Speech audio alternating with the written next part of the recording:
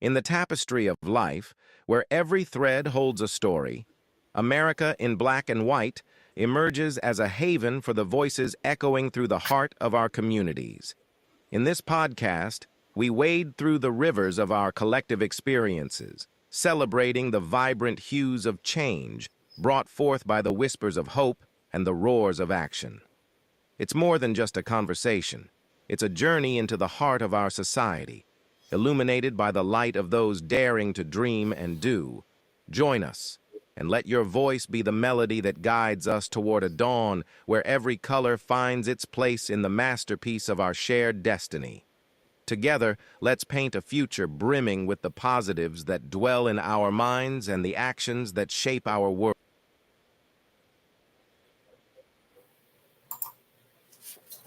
Good evening, ladies and gentlemen, and welcome to another episode of America in Black and White, where we are coloring conversations on America's canvas. Tonight, we have a very special guest. We've got Dr. Curtis D. Jasper with us tonight. Dr. Kurt is an author, speaker, educator, psychologist, and human behavior specialist who uses a psycho-spiritual, psycho-emotional, psychosocial, psychoeducational approach to teaching, speaking, counseling, and therapy.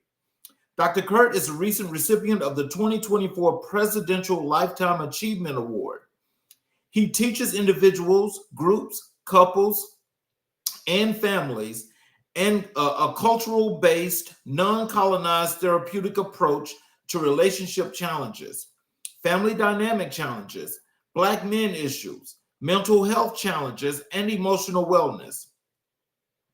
Dr. Kurt currently works with clients at his Atlanta-based private practice. He is a widely sought-after emotional wellness expert, keynote speaker, and corporate consultant, and is considered by many to be a relevant counselor for the culture. Dr. Kurt is a licensed, ordained interfaith minister and certified master teacher. As a keynote speaker and corporate consultant, Dr. Kurt has worked with prominent corporations such as Microsoft, Hyundai Capital, Pure Insurance, Ceramount, the University of Houston Clear Lake, and the Berg, Black Employee Resource Group, Georgia State University, Georgia Tech, Doxa Business, College Nigeria, My Brother's Keeper, and African American Male Initiative, just to name a few. As a professional speaker, Dr. Kurt has shared insights on various stages, podcasts, panels, and radio shows. His TEDx talk has been chosen as top 5 Black mental health TEDx talks to watch right now. Dr. Kurt holds bachelor's and master's degrees in education and a doctor of philosophy degree in counseling. Dr. Kurt facilitates a bi-monthly in-person men's group, therapy and wellness circle sessions. He's currently the executive director of I Am International Incorporated, a Georgia-based personal development training and consulting organization. He works, rests, and plays in Atlanta, Georgia. Ladies and gentlemen, I'd like to bring to the floor Dr. Kurt Jasper. Hello, sir. How are you? Brother Charles King, how you doing? I'm doing I'm fantastic. How you doing? I'm doing excellent. It's good to have you on the show. Thank you for having me, man. I'm excited. Thank you. Oh, yes, sir. Is there anything you'd like to add to your bio before we jump into the show? I forgot I did all of that, man. I was like, who is he talking about, right? Thank you for that. Hey, one thing, we normally try to have at least someone that does mental health, every week. And we had kind of like hit like a 2-month low where we couldn't get a mental health professional, but I'm happy that you was one that could come on the show at the time that you did. Thank you very much. I appreciate that. It's been that difficult, Brother King? Say it again? To find people? Well, no, I'm talking about. You said it's been a challenge to find the mental health professionals. Okay, got it. Yeah, we normally work to try to have one every week. In the beginning of this season, we were able to do that, but we've not had one for a couple of months, I mean. Got it. So, Thank you, man. Thank let's you. jump into the mental health. Can you tell us what inspired you to pursue your career in mental health? That's a great question. I actually went through about a 5-year period where I struggled with my own mental health and emotional well-being. Went through some tough times starting around 2009, and it lasted till about 2013, almost 14. I got to a point in my life where things just started feeling heavy, right? The economy crashed. I went through a very eventful divorce. Both my parents physically transitioned. It was just a tough time, and I couldn't manage it all emotionally. I didn't know this at the time. And so after trying to force my agenda and make things happen with that amount of burdens on my shoulder without asking for help, I eventually crashed. And part of me becoming a mental health practitioner is I actually had to go through. I went through 5 different therapists, and it was the 5th therapist, Brother Charles, who encouraged me as part of my healing journey, not only get through it and come out on the other side if there is, but to bring along men who look like me. And that's exactly what I did. So I tell people I became a therapist in therapy, like literally. And I thought it was a joke, right? When I sat down and I gave my spiel, and people who've been to therapy, they know how it goes. You sit down and you open up. And it was at the end of that session on my 5th therapist, he encouraged me. He was like, "You ever thought about becoming a therapist?" And I was like, "Nah, man, I'm not here for a new career. I'm not here for career counseling. I'm actually really, really hurting." And it was that therapist who encouraged me as part of my healing journey to really not only practice a few modalities, but to position myself where I could reach back and help brothers who look like me. And he was a white gentleman and so I've spent my second career. I started off in education. So as my second career, I use a combination of teaching mental health well-being, diagnosis and a disorder standpoint, but from an educational standpoint on how we could really sustain mental health and emotional stability for ourselves. Oh, wow. That's interesting. So, like, what was that dynamic like to actually be in therapy and being a therapist? How did that work?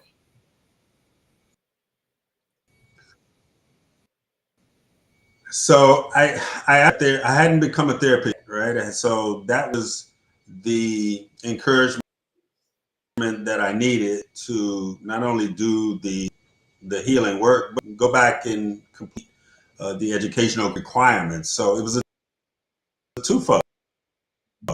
And so as I delved through the research specifically about what is for Black men in particular, I used my education, my research, as well as the healing tools and strategies that the therapist gave me to get to where I am now, quite frankly, Brother King. Mm-hmm. Well, let me just say, because we're about the community as well, and all about the well-being, the building, the development, and things of that nature. Can you tell us how did it start that you decided when you became a therapist, counselor, psychiatrist, to decide to work with the group of Black men? What made that happen? I didn't catch that last part at the tail end after you said psychologist, Brother King. Can you repeat that for me, please? Yes. What made you decide to work with the men of color in the community to as a therapist or as a counselor? That's a great question. So as a result of going to 4 different therapists, a total of 5, but the previous 4, I realized that it didn't feel right. It wasn't applicable to the uniqueness of being a Black man and the things that I was carrying. They approaches, and they meant well, but their approaches was more on the mental health industry and not on me as a Black man living in this world at this time. Mm-hmm. So I find commitment to be,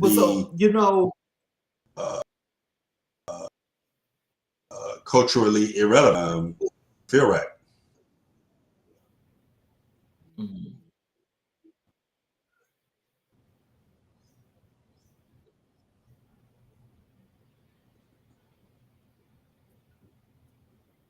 Are you having internet issues? I don't think so. I could hear you clear. Your screen keeps like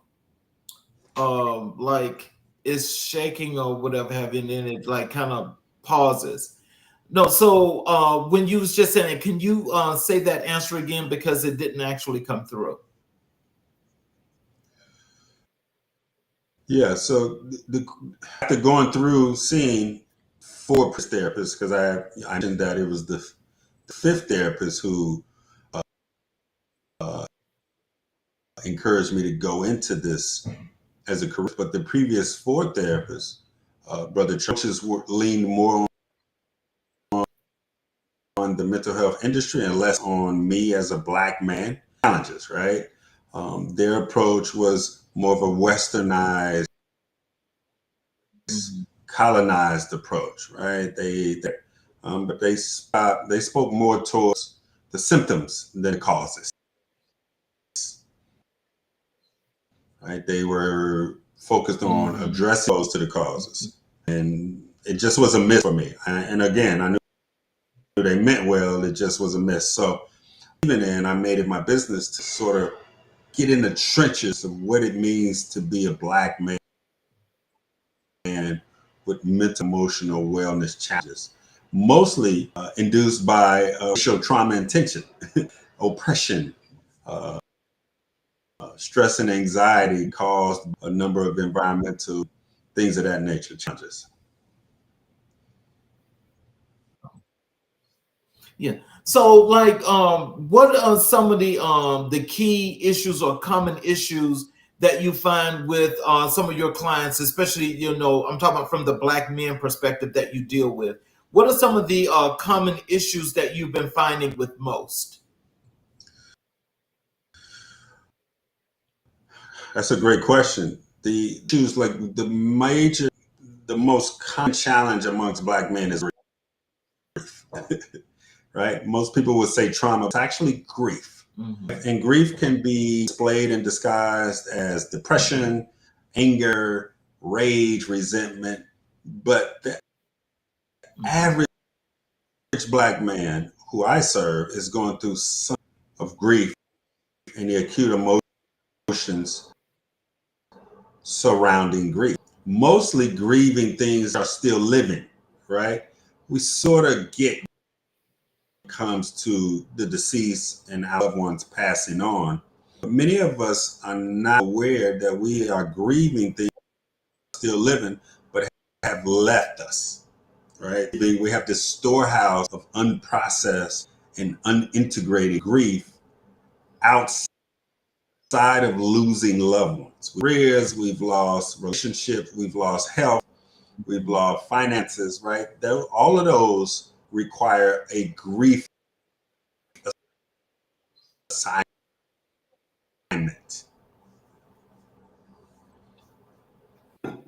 So, with that being said, so like, how much work goes into you actually having to, I guess, have them to work to unpack that? How does that process work?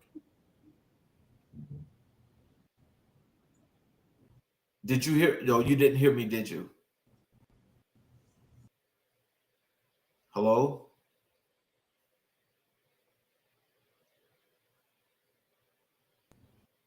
Hold on, brother.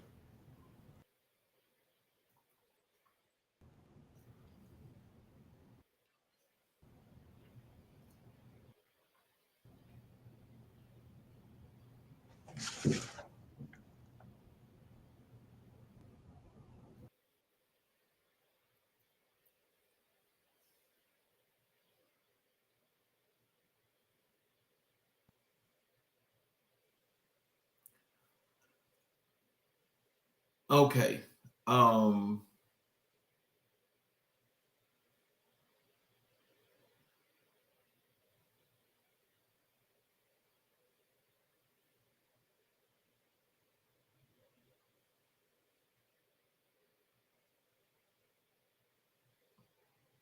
I can't hear you now.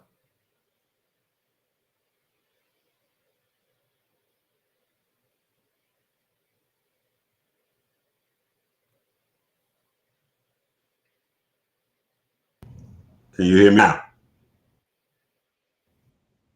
Yes, sir, I can hear you.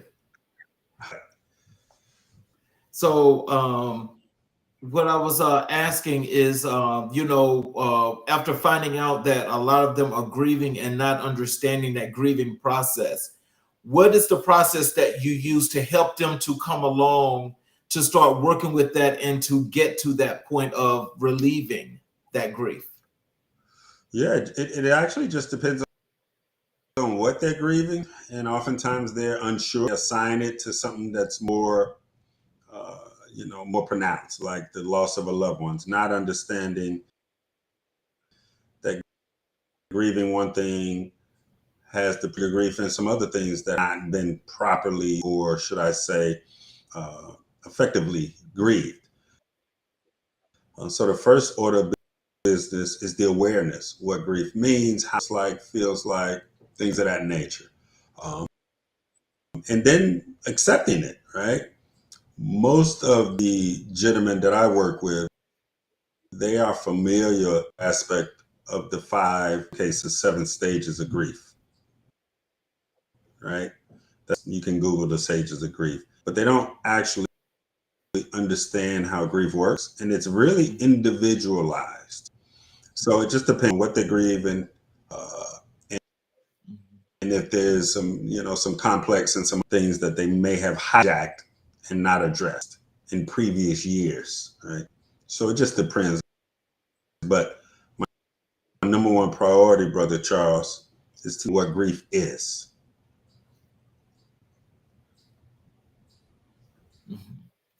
So, can you share a pivotal moment in your journey as a mental health professional?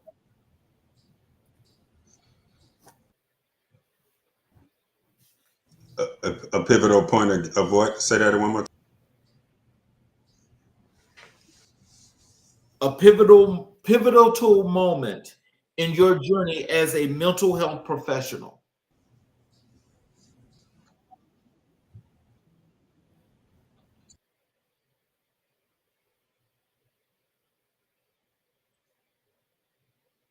I don't know if it's on mine or not.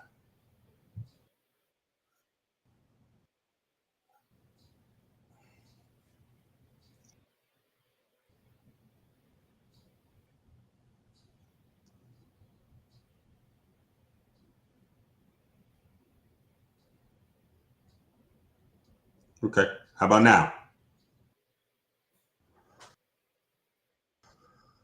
Okay. That question again was, can you share a pivotal moment in your journey as a mental health professional?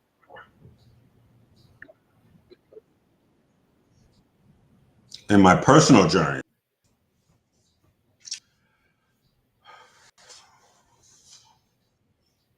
So if I heard you correctly, my personal, not professional.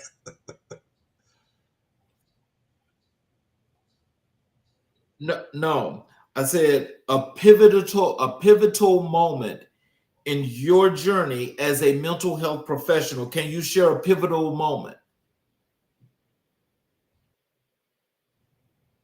Yeah, as it relates to grief, correct? Mhm. Yeah, I mean, grief is one of those, Charles, right? We cannot escape grief. It's part of the lived experience, right? So again, grief is Okay. the result and the reactions of the emotions initiated by loss, right? That's grief, generally speaking. It's the feelings and emotions as a result of loss. And when, as a parent, of course, you grieve when your children leave, when you become an empty nester. You grieve.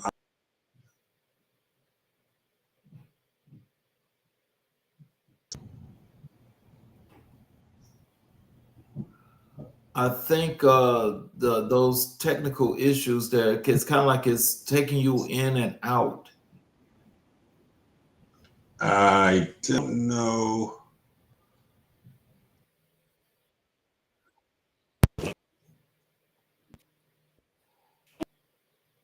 Luck with that.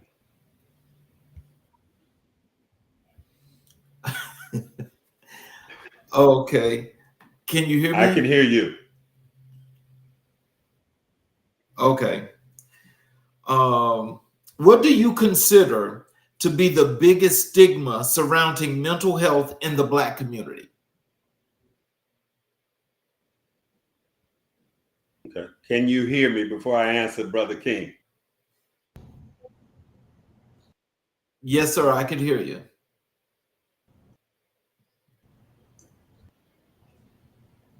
Okay. The biggest stigma when it comes to mental health in the Mental health, yes. I think I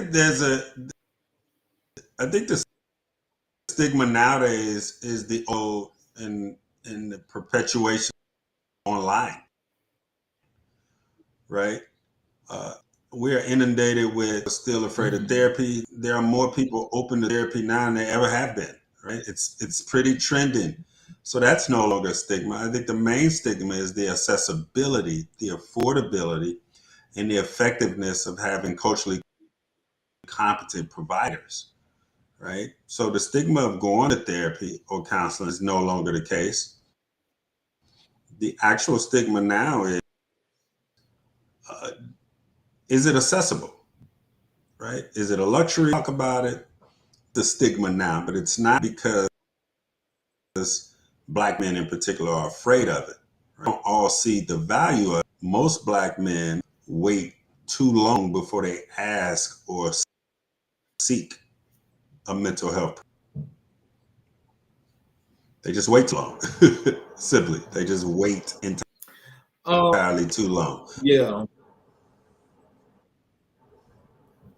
So, can you tell us, how do cultural factors influence mental health treatment and outcomes? Significance, great question, right? Cultural, there's determinants, right? Learning place as a result of, so there has to be some cultural compatibility, right? Mm-hmm. Black men or Black people in general, time to be code switching and want to hear us like we need to be heard. We cannot be in a particular mental health session trying to, we want to express, but we don't want to explain.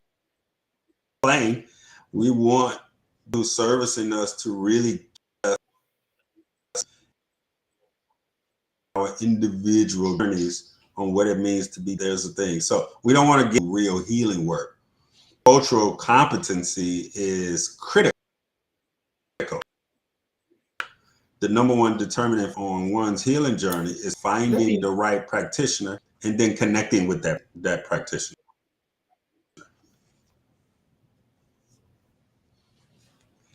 So, do you think it's still true that for most people in the Black community, that seeking not just mental health but medical attention in general, that they feel much more comfortable dealing with someone that look like themselves compared to others?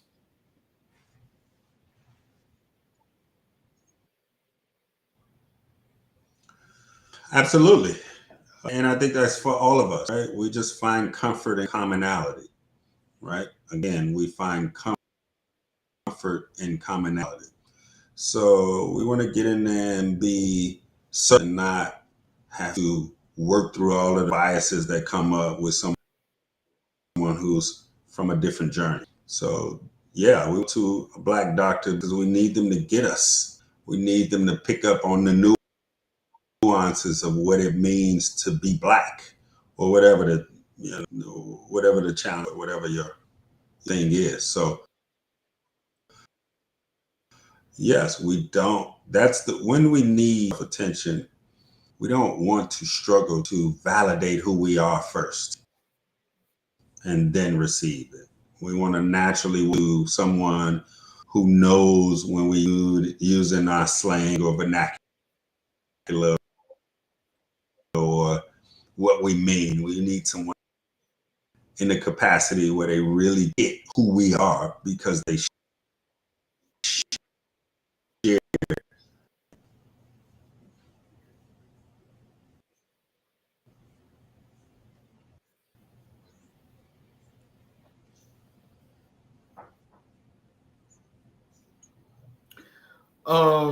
Can how do the cultural factors influence mental health treatment and outcomes?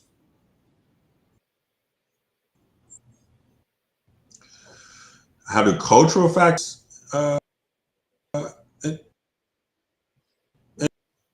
Influence mental health treatment and outcomes? Is that the question, brother? Yes. It's the expectations, but there's also the biases and the cultural biases that most we we suffer from what's known as the white coat syndrome, right? We don't necessarily sign to rush to get bad news. And we this whole idea of the authorities sort of telling us and just going with it, right? We haven't been taught how to advocate for ourselves as Black people, right? When it comes to nationals as the authority. And even in my situation, I let my clients know I'm not the authority, right? I'm here to help co-create a healing plan, but I'm not here leaning on an industry that wasn't built while considering. And I think that's necessary for Black people. We walk into any type of medical situation, fear of they're gonna find us out, or they're going bad news, or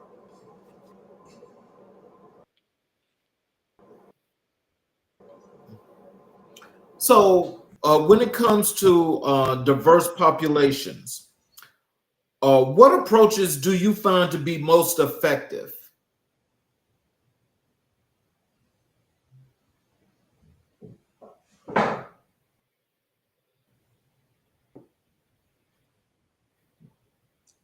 repeat that, Brother Charles. What approaches do you find most effective when working with diverse populations? Well, diverse, but if you ask specifically about Black folks, I just being authentic me, showing up in all my Blackness when it comes to working with Black folks. Now I do work with individuals from other cultures and things, and I still show up with my Blackness, right? You ain't getting away from that. I'm going to show up with my hoodie on and my Jordans. I'm gonna be professional, but you're gonna get this black man. I don't care if you Black or not. I'm gonna show up giving you to be who you are articulately by modeling that first.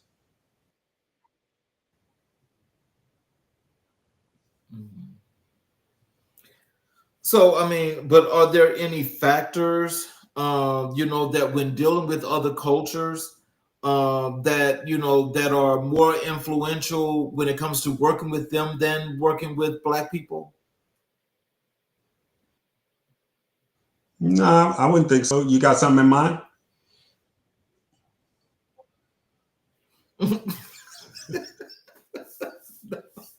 No, no, I was just asking.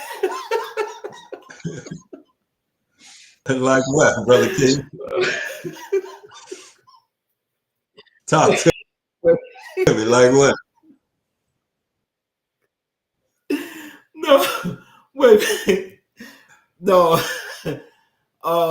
That's interesting, but I mean, I was just wondering if there was anything that was, as far as like when working with other cultures, if there were different influences and factors that go into that. That's what I'm asking.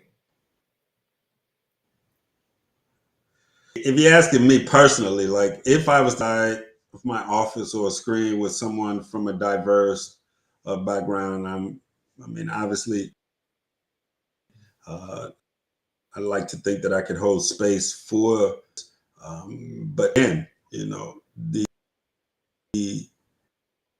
the approach is to give me who you are, right? Give me who you are. But again, my position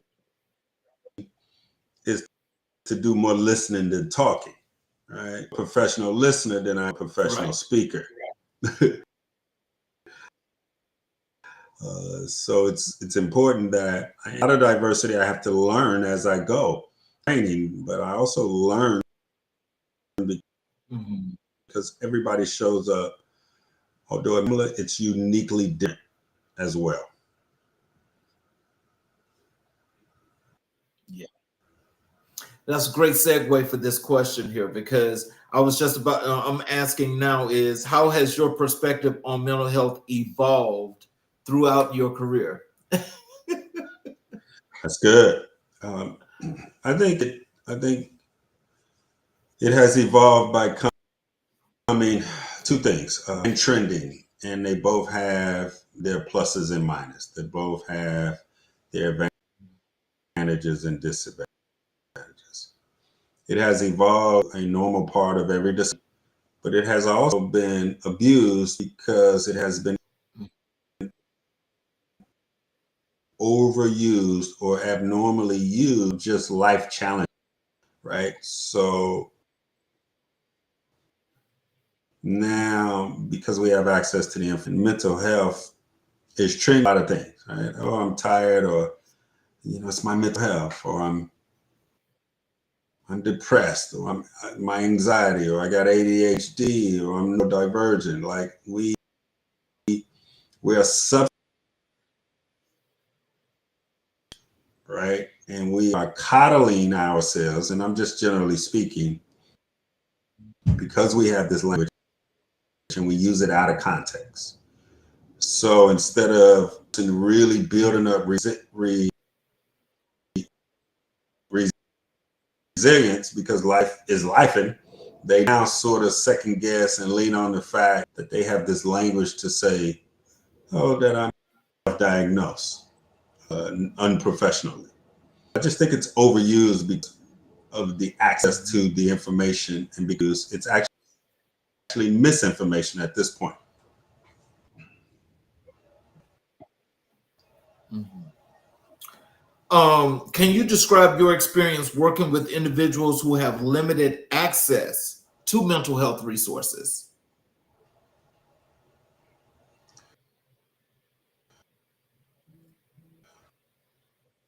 With individuals who have limited what? Sorry. Mental health resources. Resources, is that it?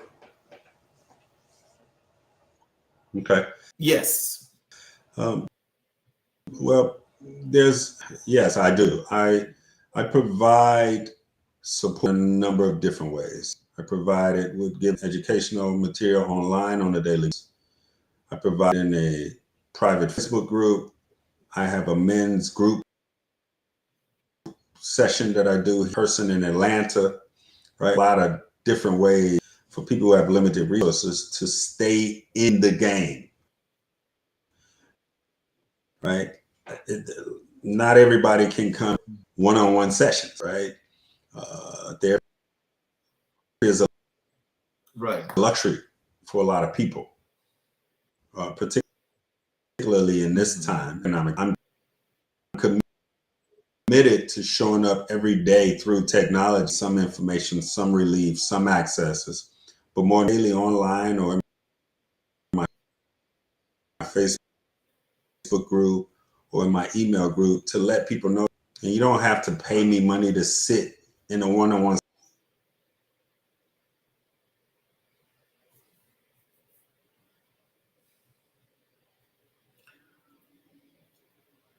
I think your something is going on with your internet because you like went like all the way blurry and then you came back in and now it's kind of like going like I don't know, what do you want to call it? Can you see and hear me now? Is yeah, now it's yes, sir. Do you do you think maybe do you want to like do you think we need to maybe you know, like reschedule this for another time?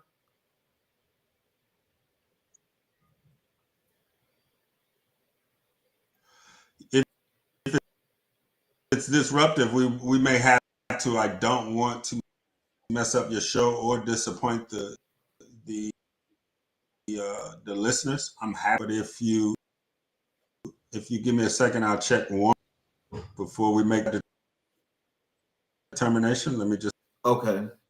see.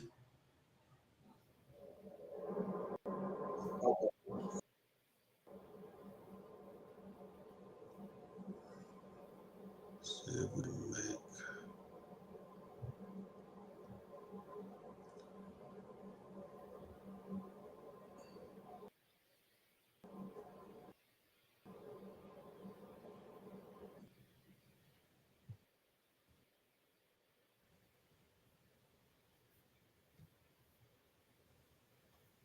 On this end, brother.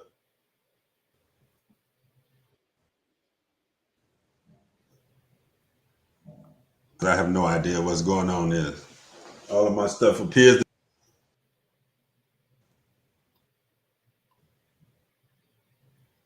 But let's try this. Hold on.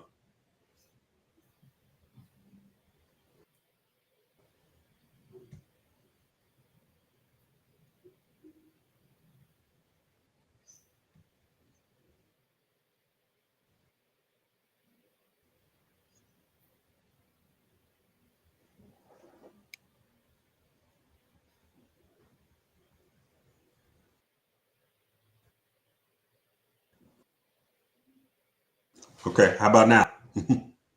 Okay, I can see you.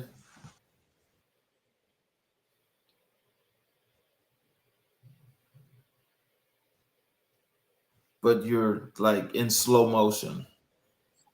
All right. Let's turn this light around. Let's see. I think I got my backup computer over here. So let's see. Okay, let's try this. So what role does community play in mental health awareness and support? Let's try this. We're coming.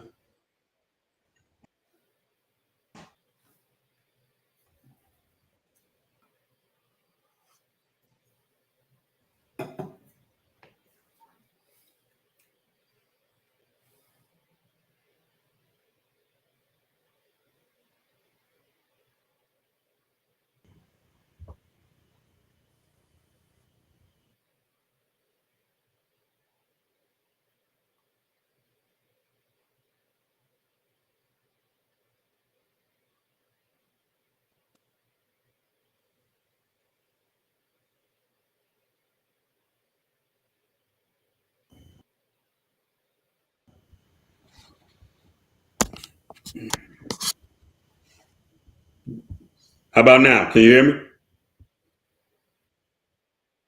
Yes, sir, I can hear you. Let me ask this question again. That's what role does community? Can you hear me? Can you hear me? Yes, I can hear you.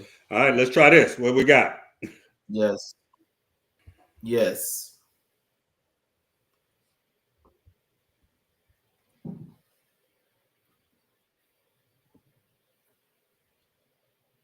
Okay, can you hear me?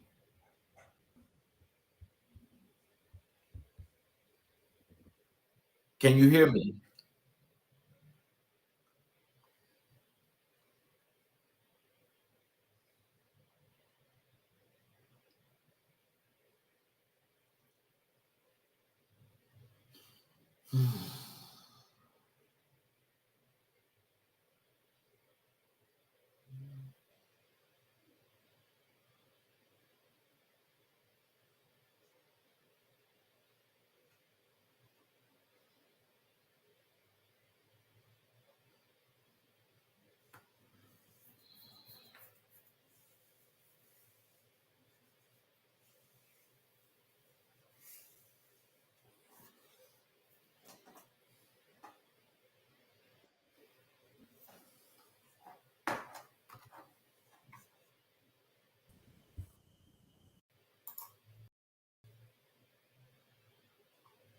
Hear you.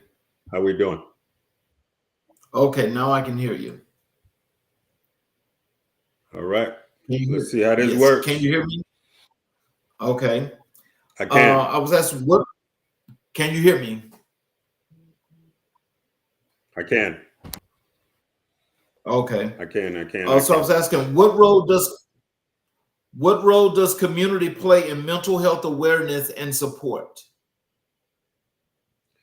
The community is everything. Most of us are damaged through relationships and into community. So it's important we heal through relationship and community.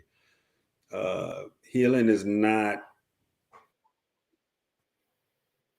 delineated to just sessions, right? There's a whole process. Community is every most important parts. It's one thing to get your own strategies and tools to support your well-being, but if you go to the same environment, it's just going to be a matter of time before the digression sets in. So we as support need to hold space for those of us who are exhibiting the most when it comes to our mental health and emotional well-being. So what role does what are some common misconceptions about mental health that you'd like to address? That's good. I think one of the common mental health misconceptions is that everything is not mental health. Everything is not about anxiety or stress or gaslighting or narcissism or neurodivergent or depression or grief. Lots of things are just life challenges, and it's part of the growth and development of being a human being, right? We are good for sort of throwing bounce passes to the mental health player, right? Like everything, it's leaning towards mental health. That's the misconception. It ain't mental health. You just got to grow up. There's some of us that really, really got to do some real personal development work, right? There's basic things, right? If you lack discipline or things of that nature, it ain't a mental health challenge. Just get your butt up, practice, make your bed, go to the right? Work with a personal trainer. Sometimes it's not mental health. Sometimes it's a coach, right? Sometimes you need to go to the physical doctor. Sometimes it's the dentist, right? There's a lot of things that come into place. Everything, the misconception, Brother Charles, everything ain't mental health. Every child saying that he's struggling with anxiety may just be lazy, right? They're around. It could be the diet. It could be sugar. Everything is not mental health. We have abused this notion of mental health. Wow.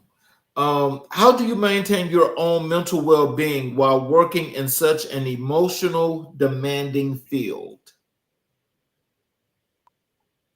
This is one of the most regular questions I get. I even get this from my clients, like, how you together?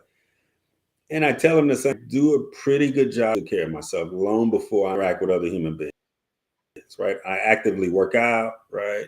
I spend time in nature, right? I eat a certain way, right? I'm not obviously perfect by any stretch, but I do an adequate job. I owe it to my clients to be at optimal health so that I could support them, so that they could lean when they need to. And so behind the scenes, and I do a good job of documenting that online through social media, is I show that I'm working out. I show that I go to conferences. I show nature just so people know, as they say, like I really do the work. I'm on the other side of the screen using all this clinical jargon to point out how I am. No, it's a whole holistic approach to living. And that's how it's so. Yeah, a tight schedule, refrain from different destructive behaviors, and really nurture myself in relationships that are important to me. Let's transition to the work you do as an author. Can you tell us what motivated you to write your first book?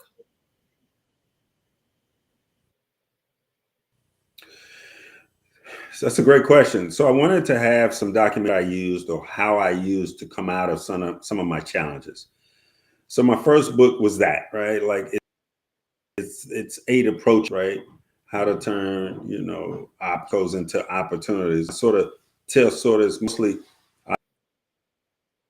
autobiographical, and then at the end of each, it gives a lesson. And so it was the 5 years that I started off this interview with Brother Charles, like I have challenges. I went through my own emotional exhaustion challenges. So I wanted to document it. So I did my first book.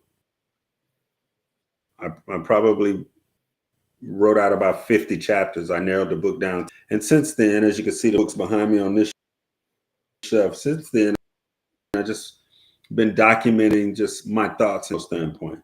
Not in an industry standpoint, but from my standpoint, so that hopefully somebody can be inspired by it.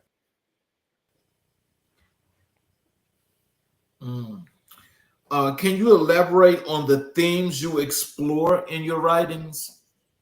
Yeah, mostly personal development, right? And there's a little bit of mental health and clinical stuff, but mostly personal development.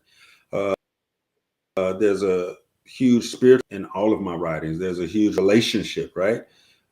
Everything is relational. There's two intelligence that I talk about. Of course, we throw around, but what we don't talk about is relational intelligence and social intelligence. So a lot of my books contain those aspects. Yeah, you may be emotional, right?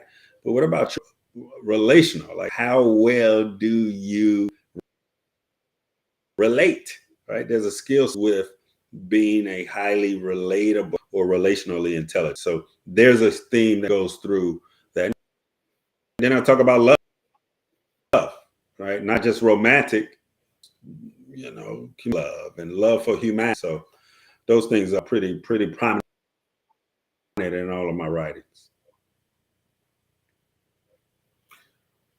Wow. So just in that whole case of like with the emotional intelligence and the emotional relations and the emotional consciousness, help us to understand what are the differences between those, and how can people differentiate those in knowing exactly what's what and how to use those?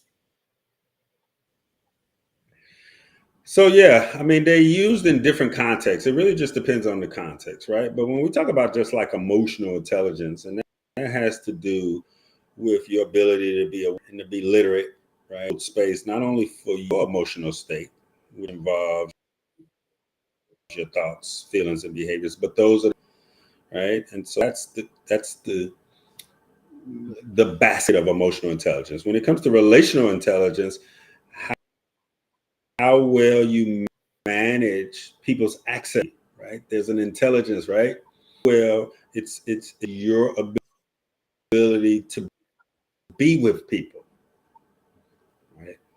Right. The access that you allow and the access you provide. So there's some relational intelligence. I know a lot of people, what keeps them from really thriving is they need support and work from a relational standpoint. And that's because of a number of reasons. So then there's the social intelligence, right? Like how you show up in different social arenas, right? there's some non-transferable. So you get to be one way, like we have this authentic self where there's some social intelligence you need to have in addition to being your authentic self. You can't be authentically at you to the boardroom necessarily, right? So there's a social intelligence that it goes that it means to be your authentic self.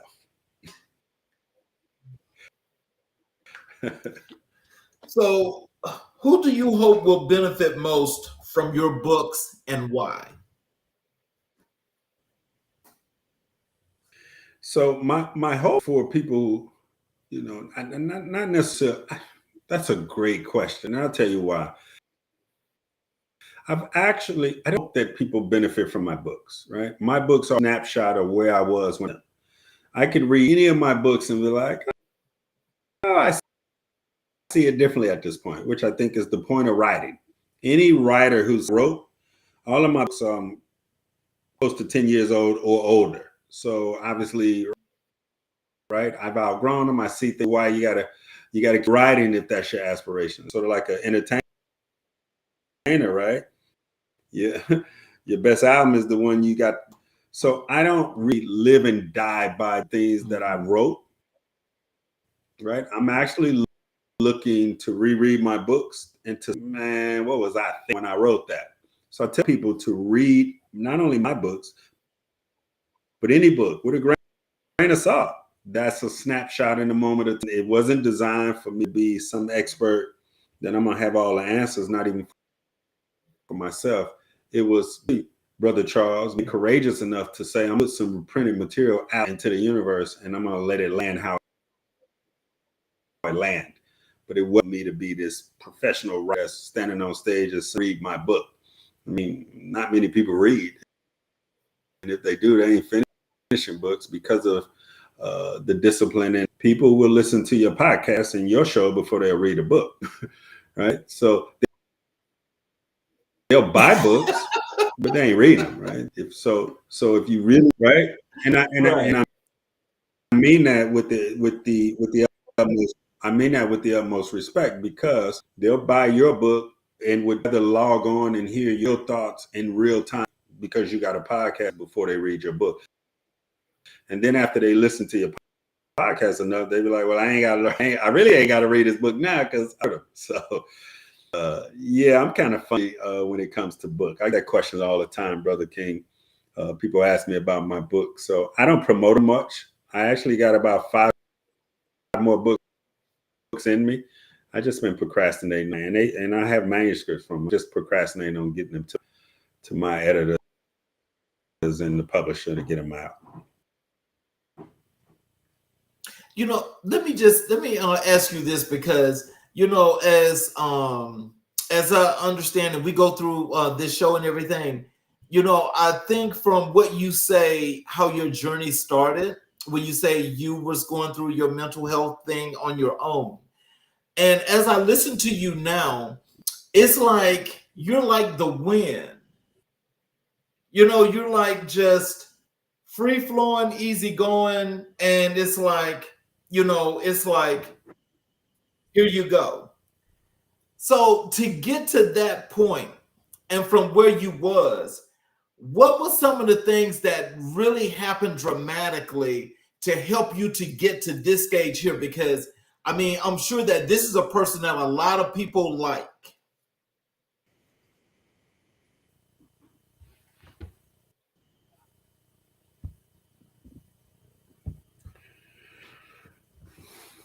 Yeah, now I done switched to my other laptop, so I ain't sure who this on at this point. Can you hear me? Can you hear me, Brother Charles?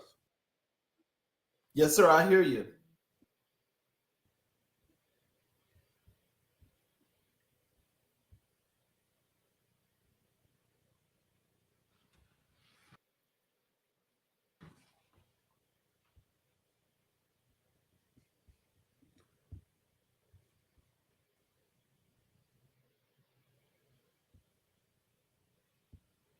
I don't hear you, my brother.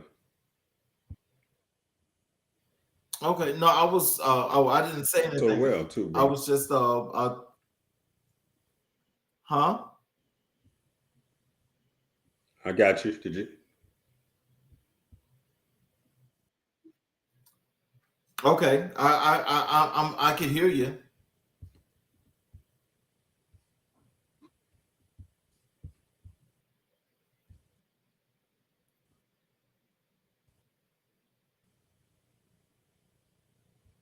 Yeah, I don't know what's going on.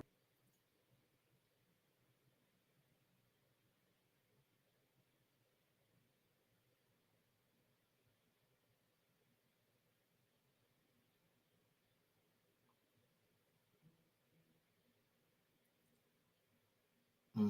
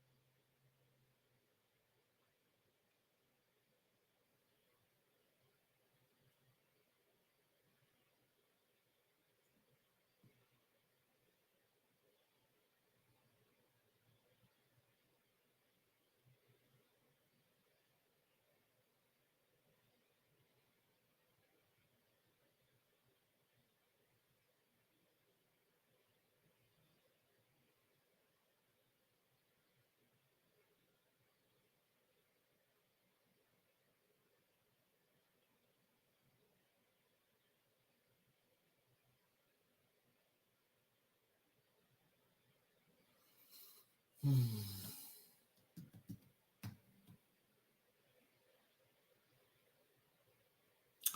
Well, ladies and gentlemen, I guess with the technical difficulties, we're gonna go ahead and just end the stream, and hopefully we can get Dr. Curtis back at another time. Thank you all for listening and watching this show tonight.